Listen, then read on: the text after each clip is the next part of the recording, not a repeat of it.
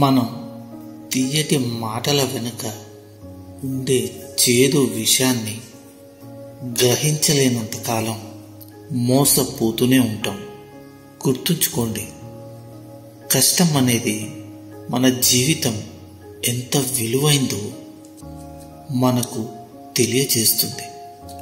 బాధ అనేది మన మంచిని కోరేవారెవరో మనకి తెలియజేస్తుంది. అలాగే కన్నీరు మన మనసులోని భారాన్ని తగ్గించి మనసుని తేలికపరుస్తుంది. చేతి నిండా డబ్బు ఉన్నప్పుడు మనం ప్రపంచాన్ని మర్చిపోతాం. అదే చేతిలో చిల్లి గవ్వ కూడా లేనప్పుడు ఈ ప్రపంచం మనల్ని మర్చిపోతుంది. అర్థమైందనుకుంటా.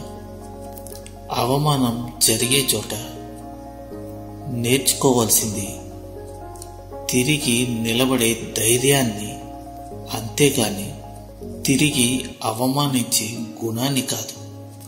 ఎవరికీ కూడా మాటను ఇవ్వకు. ఇచ్చాక మాయ మాటలు చెప్పకూడదు. ప్రేమించడం అంటేనే అన్నిటినీ అధిగమించడం. ఎన్ని కష్టాలు వచ్చినా కూడా వాటిని భరించి ఒకరికొకరు తోడుగా నిలబడటం. అంతేకాని మాయ మాటలు చెప్పి వదిలేయటం కాదు.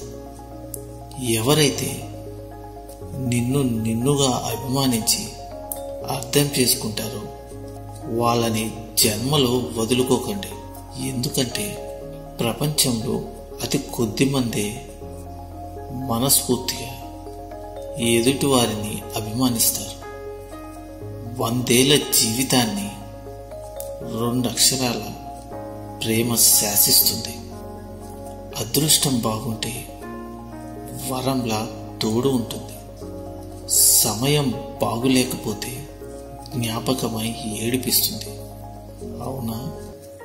మనం కావాలి అనుకున్నప్పుడు మన నుండి దూరం అయ్యే ఒక చేదు నిజం, మనం వద్దు అనుకున్నప్పుడు మన దగ్గరకు వచ్చి మళ్ళీ తిరిగి రానంత దూరం వెళ్ళిపోయే ఒక తీయటి జ్ఞాపకమే ప్రేమంటే.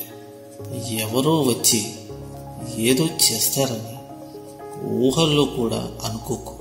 ఎవరు ఉన్నా లేకపోయినా నీకు నువ్వే చివరి వరకు.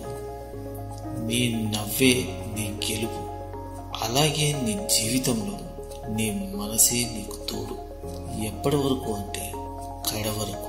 ఎవరి మీద కూడా మరీ ఎక్కువగా ఆశలను పెట్టుకోకండి. మీరేమీ వాళ్ళ ప్రపంచం కాదు. వాళ్ళకంటూ మరో ప్రపంచం ఉంటుంది. అర్థం చేసుకోండి. కష్టపడి నిద్రపోయేలోపు సగం రాత్రి ముగిసిపోతుంది.